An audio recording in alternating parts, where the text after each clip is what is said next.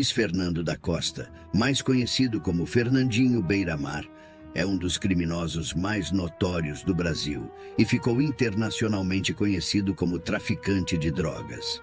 Ele liderou uma das facções mais poderosas do Rio de Janeiro e estendeu seus negócios ao Paraguai, Bolívia e Colômbia. Como é que você gostaria de ser tratado nessa entrevista? Como Luiz Fernando da Costa ou Fernandinho Beiramar? Luiz Fernando da Costa. Mas Fernandinho não é mais coloquial, não é mais... Mas é um nome que a sociedade me impôs e que eu não concordo muito com esse apelido que me... Você acha que ele pertence ao passado? Acho que sim. Vou tentar fazer por onde pertence ao passado. Durante a década de 1990, ele estabeleceu uma relação com as Forças Armadas Revolucionárias da Colômbia, FARC. Esta relação era mutuamente benéfica. Ele fornecia armas para as FARC em troca de cocaína. Além do tráfico de drogas, Beiramar esteve envolvido em uma série de outros crimes, incluindo homicídios, sequestros, lavagem de dinheiro e formação de quadrilha. Em 1996, Beiramar foi preso pela primeira vez, mas escapou da prisão pouco depois. Ele foi novamente capturado na Colômbia em 2001 e extraditado para o Brasil. Desde então, ele foi transferido várias vezes para diferentes prisões de segurança máxima para impedir que ele continue comandando suas operações criminosas de dentro da prisão. Fernandinho Beiramar acumulou diversas condenações que, somadas, superam mais de 200 anos de prisão. No entanto, no Brasil, o tempo máximo de cumprimento de pena restritiva de liberdade para qualquer pessoa é de 30 anos, de acordo com o Código Penal.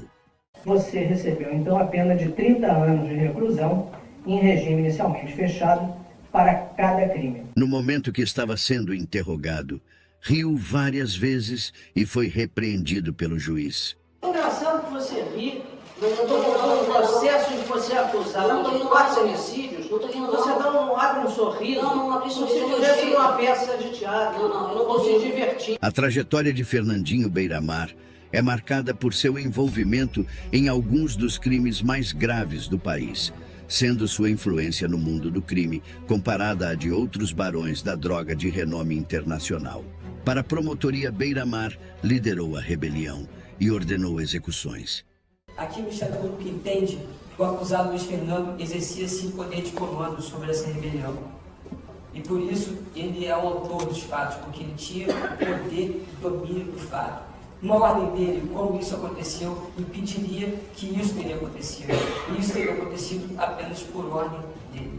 Você matou as vítimas desse processo? De forma alguma. Eu só estou aqui hoje por causa do meu vulgo. Eu, excelência, eu cometi diversos crimes, mas esse eu sou inocente. Esta mesma ambição global e expansão de atividades criminosas de Beiramar também caracterizou indivíduos além das fronteiras brasileiras. Dexter Lee Williams aliou-se a indivíduos como El Chapo e Pablo Escobar ao gerir um vasto cartel de drogas em Atlanta, Geórgia, durante 5 anos. Após diligentes esforços das autoridades policiais, que incluíram escutas telefônicas, chamadas gravadas e mais de uma dúzia de detenções, a trilha de cocaína, heroína, maconha e metanfetamina conduziu a um único indivíduo, Baxter Lee Williams. Este já possuía antecedentes por distribuição de cocaína e maconha. Contudo, aparentava que sua ambição não se limitava a ser apenas um subalterno no mundo do crime, aspirando a uma posição de comando, o que culminou em sua ruína. Em março de 2020, Williams foi detido após a interceptação de uma remessa contendo 39 quilos de cocaína, avaliadas em quase 4 milhões de dólares, montante consideravelmente superior aos modestos empreendimentos anteriores de Williams. Contudo, é evidente que cada indivíduo almeja expandir suas atividades, ainda que Williams não tenha demonstrado ter absorvido lições dos grandes traficantes. Apesar dos exemplos notórios de chefões do tráfico que invariavelmente acabaram detidos, Williams foi levado a julgamento e estava sob a perspectiva de uma sentença de até 60 anos de reclusão. Durante a audiência, o magistrado fez questão de proferir palavras severas acerca das consequências devastadoras das drogas e sobre o quão perigoso Williams se apresentava para a comunidade. Você está envolvido naquele problema que existe com muitos réus que comparecem diante de mim. Williams ficou lá e aguentou tudo, apesar de seu advogado ter tentado argumentar. Estamos falando sobre mim, juiz. O que você está segurando? Eu digo, contra meu cliente. Certo, mas você está segurando... Não. Quais outras acusações? Ele foi finalmente condenado a 40 anos. Eu vou condenar o Sr. Williams a 20 anos pelo crime 2.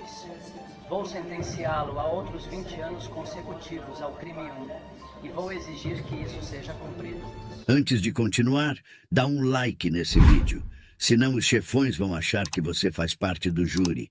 Proteja-se e clique em gostei agora. Ou a sentença é você perder os próximos vídeos. E você não vai querer perder a chocante história de Benjamin Bundy.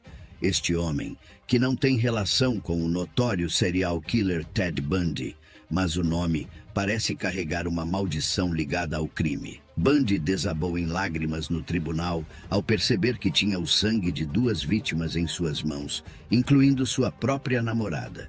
Bundy traficava drogas em New Hampshire, mas a concorrência o levou a se tornar inovador de uma forma torpe, misturando suas drogas com a substância extremamente viciante, fentanil. Como se essas coisas já não fossem ruins o suficiente, sua mistura louca levou à overdose e morte de Matthew Nichols e da sua namorada, Jennifer Azara. Eu argumentaria que este caso, na verdade, é um testemunho sombrio de para onde tudo isso acabou levando. Durante o tempo no tribunal, ele aceitou um acordo judicial e admitiu tudo. No entanto, esse não foi o ponto alto da audiência. As tensões e emoções se acirraram quando as famílias das vítimas deram seus depoimentos. A vida que Matt me deu se foi... O tempo significa nada. Sinto falta dela tanto hoje quanto no dia em que ela morreu. Durante todo o tempo, Bundy manteve uma postura quieta e estoica. Mas até mesmo um traficante endurecido não pôde suportar ver pais desolados. 15 anos. Você terá uma segunda chance. Espero que a use com sabedoria. No final, Bundy recebeu 15 anos de prisão pelo seu crime e o pai de Azara acredita que ele possa ter uma segunda chance depois disso. Parece que misturar heroína com fentanil é a última tendência culinária neste mundo conturbado das drogas. No entanto, enquanto alguns traficantes podem enfrentar consequências por seus crimes em uma escala menor, outros de renome global têm destinos ainda mais graves. É o caso de Joaquim El Chapo Guzmán Loera. Quando o avião transportando El Chapo pousou em Nova York, o narcotraficante mais procurado do mundo parecia confuso, até mesmo sobrecarregado, perguntando ao agente da DEA: "Onde estou?" "Nova York", responderam. Sua expressão dizia tudo. O senhor das drogas mais poderoso que já existiu, reduzido às lágrimas nas mãos dos agentes federais dos Estados Unidos. Agora, Joaquim El Chapo Guzmán Loera enfrenta prisão perpétua depois que um julgamento de vários meses o considerou culpado em 10 acusações relacionadas ao seu mortal império criminoso de drogas, o cartel de Sinaloa. Esperamos que essa condenação resulte em uma sentença de prisão perpétua sem a possibilidade de liberdade condicional. É uma sentença da qual não há escapatória e não há retorno. Claramente que se podemos pegar o El Chapo, eu diria que podemos pegar qualquer um. Tem sido uma operação com anos em formação, envolvendo mais de 22 agências e abrangendo 2 países. Ele é provavelmente um dos vilões mais cruéis e bem organizados que este mundo já viu. Jack Riley passou uma carreira inteira na DEA rastreando El Chapo. Ele planejou seu modelo de negócios, contando que os policiais não conversassem entre si. E o que causou sua queda foi que nós ficamos cada vez melhores nisso. A última batida que levou à sua captura e extradição envolveu um tiroteio. El Chapo quase conseguiu escapar pelo esgoto antes de ser detido pelas autoridades mexicanas. Ei, se ele já havia escapado desta prisão, havia uma chance dele fazer isso de novo. Dando crédito ao governo mexicano, eles perceberam que tinham que tirá-lo do México. Como ele conseguiu evitar a captura enquanto acumulava uma fortuna de 14 bilhões de dólares, comandando o maior esquema de contrabando de drogas do mundo, foi revelado durante seu longo julgamento. Um julgamento marcado por uma segurança sem precedentes para os jurados, muitos dos quais estavam com medo de suas vidas. Acredito que antes do julgamento, El Chapo era um nome conhecido em muitos lares, sinônimo de riqueza e poder. E o julgamento jogou luz sobre o verdadeiro Chapo, que é um assassino impiedoso, manipulador, um traficante violento, lavador de dinheiro, mentiroso e adúltero. Um manipulador especialista que havia se infiltrado na polícia.